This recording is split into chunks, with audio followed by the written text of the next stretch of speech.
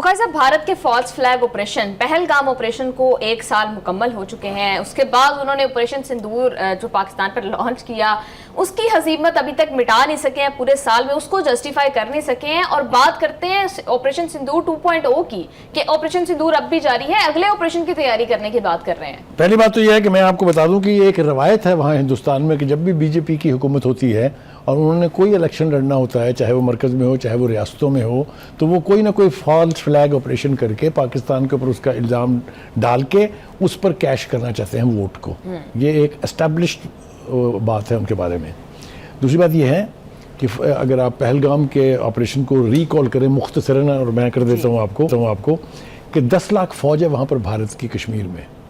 200 kilometre line of control से अंदर कुछ लोग आते हैं जो बकौल उनके पाकिस्तान से आए थे, वो 26 लोगों को मारते हैं और आराम से वापस चले जाते हैं। डूब मरना चाहिए उस फौज को तो फौरी तौर पे मुकम्मल। और ये बात मैं नहीं कह रहा, ये हिंदुस्तान के बासियों ने खुद कही अपनी हुकूमत के बारे में कि ये कैसे हुआ, वो हवा से आए थे, आसमान से उतरे थे। तो ये सवाल, तो ये फॉल्स फ्लैग ऑपरेशन अपनी मौत मर गया था होने के फौरन बाद। दूसरी बात ये 10 मिनट में एफआईआर हो गई। दूसरी बात मैंने कहा ना कि उसके सारे वाकयात ऐसे हैं कि उसके फॉल्स फ्लैग ऑपरेशन होने के बारे में कोई शुबा नहीं। हमने क्या कहा? हमने कहा जॉइंट तहकीकात कर लेते हैं, इंडिया ने कहा नहीं।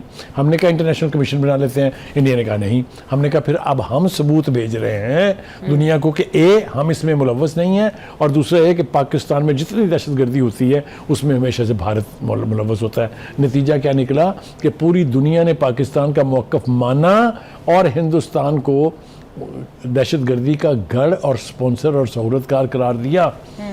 हमने उसमें इजाफा ये किया कि हमने यहाँ पर उसको साथ अफ़गानिस्तान को जोड़ दिया है, क्योंकि अफ़गानिस्तान से जो दहशतगर्दी और तखरीबकारी पाकिस्तान में हो रही है उसके लिंकेज जो हैं वो हिंदुस्तान के साथ जो है एस्टेब्लिश्ड है। हमने पूरी दुनिया को बताया, पूरी दुनिया ने हमारा ये मौक़िफ़ जो है वो तस्लीम किया।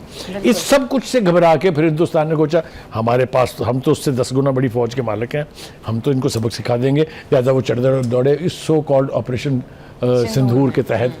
हमने जवाब में कौन सा ऑपरेशन शुरू किया? ऑपरेशन बनियानुम मरसूस। हम दुनिया में उसके नतीजे में सबसे ज़्यादा हुनरमंद, सबसे ज़्यादा नाकाबिले तस्खीर फौजी कुव्वत के तौर पर उभरे, और ये सारी दुनिया ने तस्लीम किया। दुनिया के सबसे बड़ी सुपर पावर का प्रेसिडेंट जो है वो हमारे फील्ड मार्शल के गुण हमें थोड़ी गाता है। एक दूसरा ये कि पूरी दुनिया में हमारा रोल बन गया पीस कीपर का।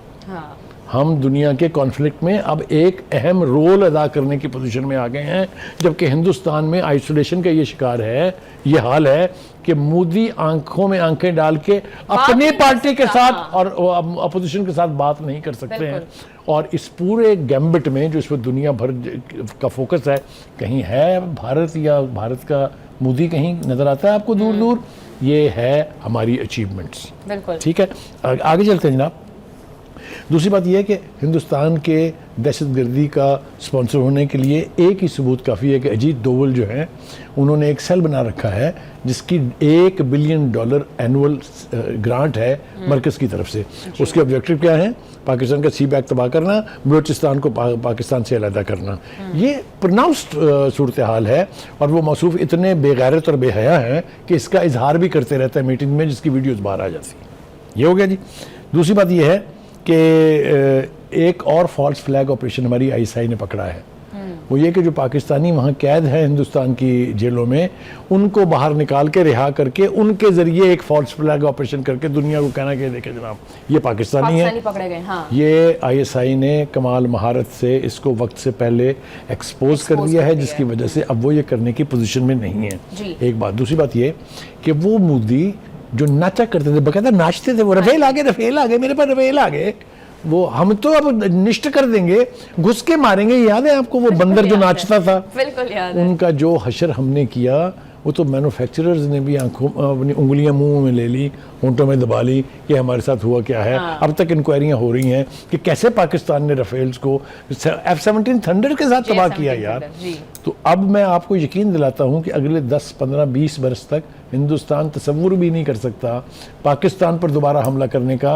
ये जो ऑपरेशन सिंदूर पार्ट 2 की बात करते हैं, वो ज़रा बात करते हुए आपने उनकी शक्ल देखी थी? हाँ, अभी रिसेंटली बुखारी साहब मैं एक देख रही थी वीडियो, एक इंडियन जनरल ही थे गालिबन अनिल चौहान थे, वो बात कर यही कह रहे थे कि उनसे सवाल किया गया ना ऑपरेशन सिंदूर के ऊपर, तो कहते हैं कि जो हो चुका उसके ऊपर बात नहीं करते, उसमें जो गलतियां हो गई उसके ऊपर बात नहीं करते। एक्चुअली टेक्नोलॉजी बहुत चेंज हो रही है, टेक्नोलॉजी को हमने पुरानी टेक्नोलॉजी पर जहाज उड़ाए थे। हाँ जी, तो वो कह रहे हैं कि ऑपरेशन 2.0 की तैयारी पूरी है, अब उस पर बात करें। लेकिन उनको एक बात भूल गई, उनका ख्याल ये है कि हम ऑपरेशन जो हमने सिंदूर के मुकाबले में बनियानुल मरसूस किया था, उसके बाद हम आराम से बैठ के सो गए। हम बिल्कुल नहीं सोए हैं। हम आपकी ऐसी तैसी करने के लिए अपनी डिफेंसिव कैपेबिलिटीज को बढ़ा रहे हैं। अरे इस एक महीने के अंदर 2 टेस्ट आपने देखे नहीं मिसाइलों के जो हमने किए हैं अभी। तो कहने का मतलब ये है कि उनको भी ये मैसेज दे दिया गया है कि, और हम कौम को भी दे दिया गया है, सो जाओ अजीजों के फसीलों पे हर एक समत, हम लोग अभी जिंदा व बेदार खड़े हैं। क्या बात है, क्या बात है, बिल्कुल।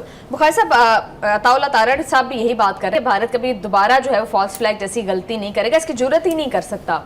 मैंने भी यही कहा ना आपसे, मैंने यही अर्ज करा था, वो सुनवाना दे मेरे ख्याल से अपने नाज़रीन को क्या कहते हैं। जी बिल्कुल, अताउल्लाह तारड़ साहब क्या कह रहे हैं, वो भारत के इन फॉल्स फ्लैग के जो भारत धमकियां देता रहता है उसके ऊपर, और जो नए ऑपरेशंस की बात करता है। बुखारी साहब, आखिरी जुमला मैं ये अर्ज करूं कि अब जितनी गुडविल हमने कमा ली है पूरी दुनिया में, जिस तरह पीस कीपर के रोल में हम आ गए हैं, जिस तरह फौजी कुव्वत हमारी तस्लीम कर ली गई है, अब कश्मीर का मसला जो है वो लेके हम चलेंगे और इंटरनेशनल फोरम्स के ऊपर, खासतौर पर security council of the United nation, उसमें हम इस मुद्दे को दोबारा उठाने जा रहे हैं और दुनिया हमारा साथ देगी, आप देख लीजिएगा। इसलिए कि हमने बरतानिया को भी बता दिया है कि ये आपका अनफिनिश एजेंडा था जो आप छोड़ के गए थे, अब इसके रेजोल्यूशन में आप हमारी मदद कीजिए, और वो जो आर्टिकल 370A रिवोक किया था इंडिया ने, वो वापस होना चाहिए और कश्मीर का वही डिस्प्यूटेड स्टेटस बहाल होना चाहिए।